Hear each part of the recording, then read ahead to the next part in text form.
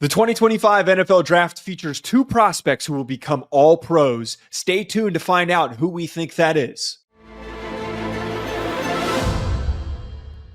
There's plenty of future impactful players in the 2025 safety class. And Ryan, we've got 4 tiers today. The only position group that we're doing 4 tiers because we had to properly segment this. There's a little bit of a drop off after tier 3. And the way that we're going about this tier 4 is rotational, scheme, role specific players. Tier 3 is quality starter. Tier 2 is plus starter. And Tier 1, we've got 2 guys in blue chip. So stay tuned to find out who those elite players are. Starting with Tier 4, we've got 2 guys at rotational players, guys that'll just work their way into lineups or maybe be really great special teamers. That being Malik Verdon from Iowa State and Maxon Hook from Toledo. I got to say, Verdon, and you and I were just saying this guy is going to be playing linebacker. This guy is going to be moved to linebacker. He's 6'4". He's well over 200 pounds. He is a huge dude, and he's a great run defender. He just doesn't open up very well, and he doesn't cover a lot of ground, which makes sense why he might end up making that transition.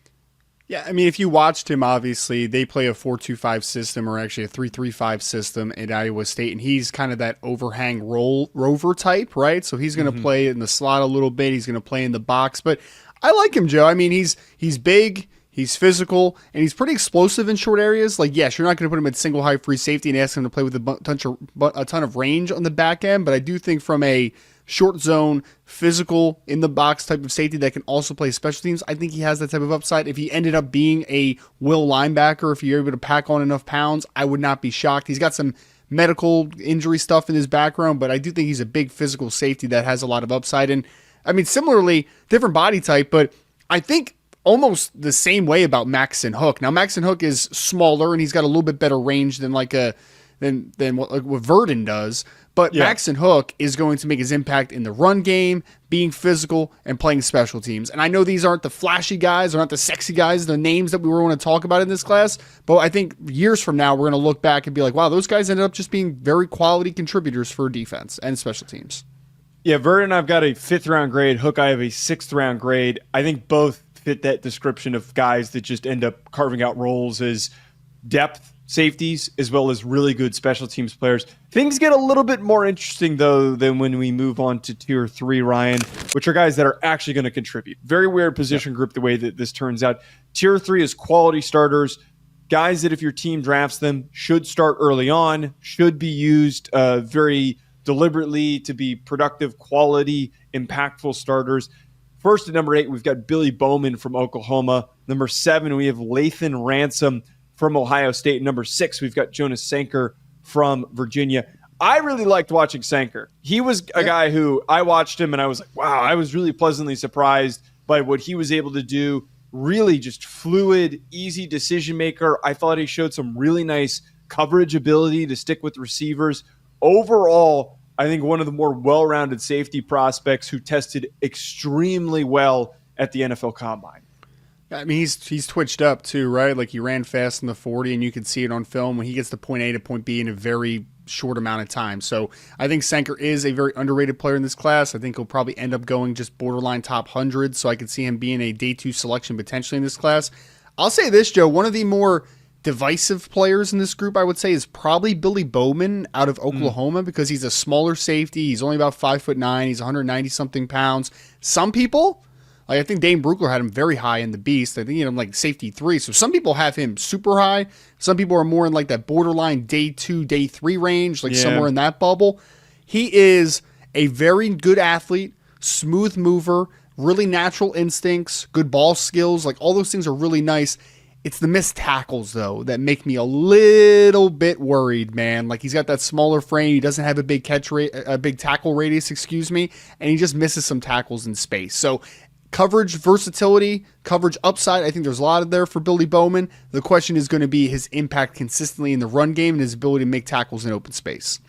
Right, he flies all over the field, but that lack of size does really show up often. So, you need him to land in a spot where a defensive coordinator is going to find ways where he's not going to become a liability for having that lack of size and not being a good enough of a tackler. If he had to come down in the box, if he had to play close to the line of scrimmage, whatever it might be, he needs to be somebody who's playing over the top because he has the speed to do so at a high level. Lathan Ransom, on the other hand, though, he is somebody who I'm not worried about as a tackler. I'm not worried about him playing near the line of scrimmage. He's big. He's physical. He almost is one of these guys on tape that looks bigger than the listed 6'206" that he is. I think that was what he weighed in at the combine. He looks like a massive hulking presence, and you see that on a snap-to-snap basis. You know what's so weird about him? I thought earlier in his career he showed a little bit more range in the back end, but he has struggled a little bit with durability. He's been banged up a lot, so I almost think that his body is kind of just developed into more of a downhill presence just based upon some injuries and stuff like that. But man, this kid's a heat-seeking missile, and he had some kill shots this past year for Ohio State. He was one of the more underrated players on that defense too, Joe, because he's playing next to Caleb Downs. He's in a star-studded secondary. A lot of NFL players in front of him. Like, he just didn't get a lot of attention, but Ransom was a really important player for Ohio State this past year. He strikes me as a kid that's going to go top 150. He's going to get drafted. He's going to play dynamite special teams, and he's going to be an average starter at some point in his NFL career. Like, that's what I see Ransom eventually becoming. But dependability, at least, he's at least going to be a dynamite special teamer for a team. Moving on to tier 2, which are guys that we deem as plus starters. This just means guys that we think start right away. They're immediately thrown into the mix, and more importantly, have the potential to very quickly in their careers be on the cusp of being Pro Bowl caliber safeties. Number 5, we've got Xavier Watts from Notre Dame. Number 4, we've got Kevin Winston Jr. from Penn State. And number 3, Andrew Mukuba from Texas, who I was very surprised to find out that Ryan actually had Mukuba ranked higher than I did on my list. I want to start really quickly, though, with Kevin Winston Jr., because he didn't play this year. He was unavailable. So he was a little bit of an enigma for an evaluation. I literally just copied and pasted my notes from the summer because that was all we had to go off of. But what makes him a great prospect and one that is going to be considered highly in a safety class that lacks good depth, he is going to be a tight end eraser. He is a tall, long, explosive safety. He would have tested really well at the NFL Combine. He is the type of guy that you're drafting to stick in the box and to just make massive headaches for quarterbacks and tight ends because he's sticking with them in tight coverage. Yeah, he's not a depth player. He's a guy that has good movement skills, though. He can match in space. But then the best part about Kevin Winston Jr.'s game, in my opinion, is he is the best open field tackler I've ever evaluated at the safety position. Yeah. Like, the kid just doesn't miss tackles. I mean, there's been guys that maybe deliver more kill shots and are a little bit more, powerful as tacklers. But you can count on one hand the amount of missed tackles that I've seen Kevin Winston Jr. miss during his Penn State career. Like, he is a tremendous tackler, will not miss in space a ton, and that dependability, I think, is something that people undervalue a little bit in this class. Xavier Watts might not be as much of a premier athlete as some of these other names in this top 5 that we have here, but the ball skills are tremendous. Yeah. I always love to bring this up with Xavier Watts is that in instances where a safety has a lot of interception production, it can be driven by luck. And what I mean by that is just there are players in the history of the sport where the ball just happens to go their way and they end up being in a really strong spot and they can come down with interceptions. I implore anybody to dig deeper because it happens in the sport. Some guys just happen to be lucky because they have a nose for being in the general right area. Xavier Watts is not one of those guys, though. Xavier Watts is one of those guys who reads things so well that he sets himself up to create these turnovers. I think that Xavier Watts' ball production translates to the NFL, and he is a true ball-hawking safety that fits that description of what a defense needs if they were lacking turnover production last season. I feel a little dirty having him in this low, Joe. I know he was a little higher on my list, but I agree. He's not a great you had him at athlete. 4. I had him at 4. Yeah. So. He's better than Kevin Winston Jr., but that's a different conversation for a different day. I really like the instincts that this kid possesses are the best in the class. There is no safety that sees the game clearer. There is no safety that has better ball production and ball skills than Xavier Watts, and he was an improved tackler in 2024 as well. So he is not as good an athlete as Malaki Starks. He's not as good an athlete as Nick Emmanwori. He's not as good an athlete as Kevin Winston Jr., but what he is a really, really good football player. Talking about Andrew Mukuba from Texas, he originally played at Clemson. Andrew Mukuba. Sorry, my bad. I love Andrew Mukuba. He was somebody who I was really excited about in the preseason. I had him as safety 2 at the time, and you crapped all over me in the preseason. I remember this. I do not forget that you gave me a hard time. And I also recall sitting at high velocity in Indianapolis, getting into an argument with our good friend Corey Kinnan about where Andrew Mukuba fits in this class. Great athlete. He tested really well. He's a great decision maker. He flies all over the field. He has the range to play and cover a lot of ground. I think that Andrew Mukuba fits the billing of a safety that you plug in right away and that takes your defense to that next level. He might not be the biggest guy, but I'm not worried about his size for a true free safety that is going to provide so much in coverage and also very underratedly as a run defender as well. Well, that was the big difference. I thought at Clemson he was a very smooth player working from depth, and he spent a lot of time doing that, right? Processing and having range in the back end. But at Texas, he was a completely different dude as far as physicality. Like, I did not see that same guy at Clemson. I mean, he was coming down with bad intentions this past year. So, yeah, man, I'm super high on Andrew Mukuba. I would draft him in the top 50, and I wouldn't think second about it. This kid is a starting safety in the NFL, and he's maybe, outside of Malaki Starks, the best all-around safety in this class, in my opinion. You should listen to me more, especially when it comes to safeties. My track record with safeties. When are you good at safeties? When have you been good at safeties? Well, we'll talk after. There's a couple of guys that I've found that one of them I'm not gonna air out because we recommended him to an agent. Moving on to tier 1, blue chip guys that we think have a very quick potential to not only be really important starters for teams, but also in short order could be all pros at their positions if they're utilized properly. Number 2 for us was Nick Emmanwori from South Carolina, and then number 1 was Malaki Starks from Georgia. Emmanwori had one of the most historic testing performances ever at the NFL Combine. For any player, his testing numbers were off the charts, and you see it on film.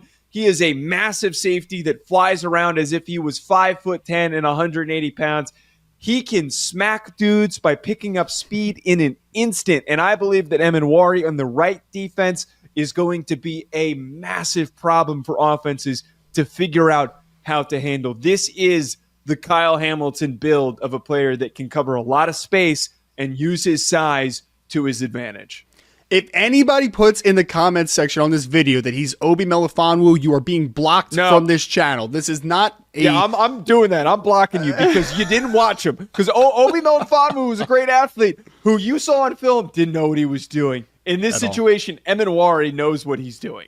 Yeah, and he is a lot better processor than that. I still think that his processing needs to take a step forward just overall, but this kid is vicious in the run game, super physical, mostly takes good angles, and he is a really impressive change of direction athlete for being 6'3" plus and 220 pounds. So yes, this is a mismatch negator at the NFL level. You want to put a big slot in the game? Cool. You want to play with an extra tight end? Cool. Let's bring down a Nick Emmanwori closer to the line of scrimmage. You want to have a heavy run game? You know, that's your style for the day. Well, this is an extra box defender that can also play from depth. So this is a mismatch negator, a guy that makes a defense better from multiple levels.